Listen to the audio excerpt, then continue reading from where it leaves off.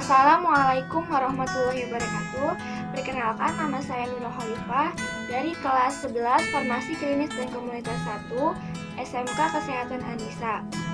Di sini saya akan membacakan cerpen yang berjudul Kakak yang Bertanggung Jawab, dan cerpen tersebut dibuat oleh karya saya sendiri, yaitu Nurul Khalifah. Di siang hari, Alesa baru pulang sekolah. Alesa adalah seorang anak yang baru naik ke kelas 6 SD. Anak pertama dari dua bersaudara yang mempunyai adik yang bernama Rena, yang berusia 1 tahun. Sampai rumah, Alesa berteriak memanggil ibunya, "Ibu, ibu!" Namun, tak ada jawaban. Alesa sudah tak sabar ingin menyampaikan kabar gembira pada ibunya, karena ia terpilih menjadi ketua kelas 6B. Alesa bergegas melangkah ke dapur. Namun, sepi sekali, tak ada bau sedap masakan ibunya yang wangi di hidungnya. Alesa akhirnya pergi ke kamarnya.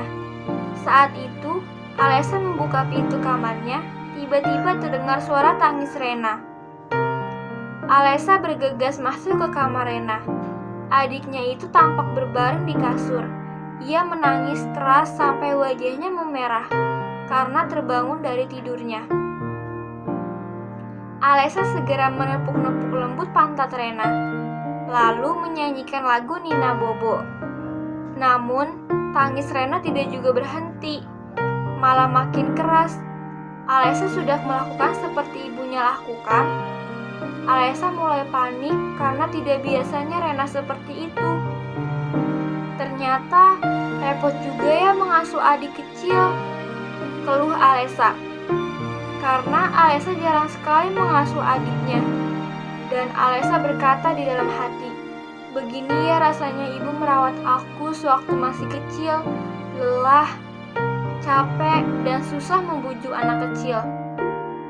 Akhirnya, Alesa melihat sebuah botol susu bersih di atas meja rias ibunya. Alesa membuatkan susu sesuai takaran yang ibunya beritahu. Sewaktu itu, ia menuangkan air hangat dan susu ke dalam botol, lalu mengocokkannya agar susu merata. Walau agak kikuk, tapi Alesa melakukan dengan baik dan benar. Botol susu itu lalu didekatkan ke mulut Rena, tetapi Rena menolak membuka mulut dan mungilnya. Alesa memaksanya, akibatnya Rena menangis semakin kencang. Keringat Alesa membasahi wajahnya. Ia bingung oleh tingkah laku Rena. "Aduh, Rena, kakak lama-lama jadi kesal sama kamu," kata Alesa jengkel. Rena terus saja menangis, namun ia belum berhasil juga menenangkannya. Alesa menelpon ibunya, tapi tidak diangkat-angkat karena ibunya tidak membawa handphone. Akhirnya Alesa menelpon bibinya, menanyakan apakah ibunya berada di rumah bibinya atau tidak. Namun, jawabannya sangat mengecewakan Alesa. "Ibumu tidak ada di sini, Sa," jelas bibi Desi. Alesa akhirnya berpikir untuk menanyakan ke tetangga.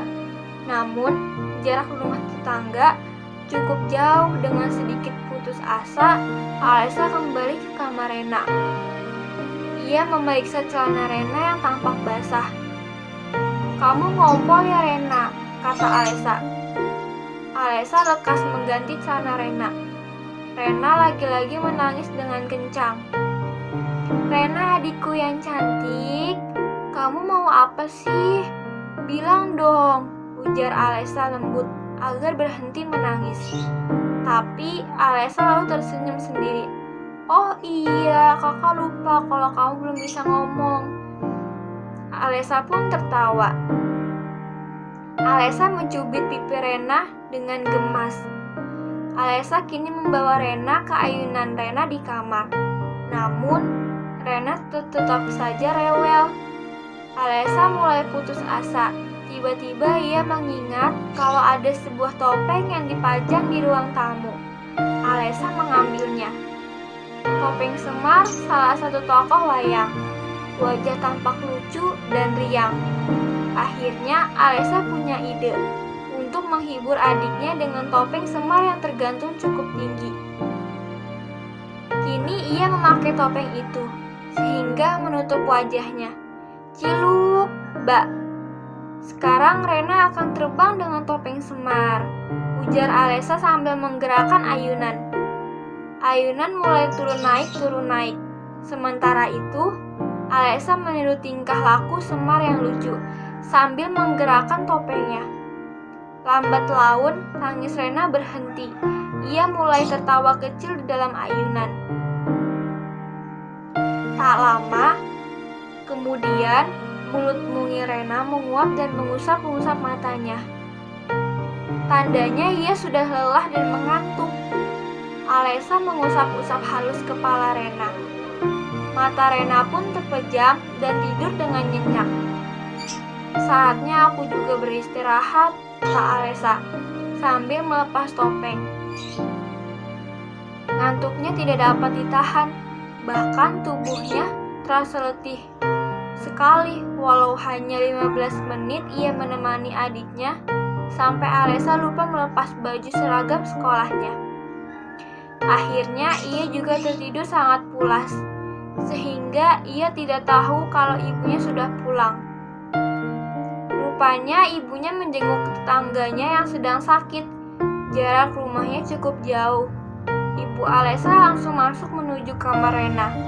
Hatinya agak was-was juga karena meninggalkan Rena cukup lama.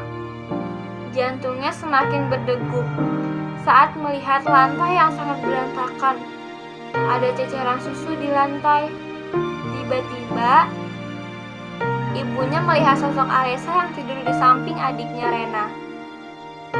Ibunya sangat terharu melihat anak sulungnya yang sangat peduli dan mempunyai rasa bertanggung jawab terhadap adiknya. Ibu bangga kepada kamu, puji ibu Alesa dalam hati. Kemudian, ibu menutup pintu kamar dan membiarkan kedua anaknya tertidur bersama dengan mimpi-mimpi indah.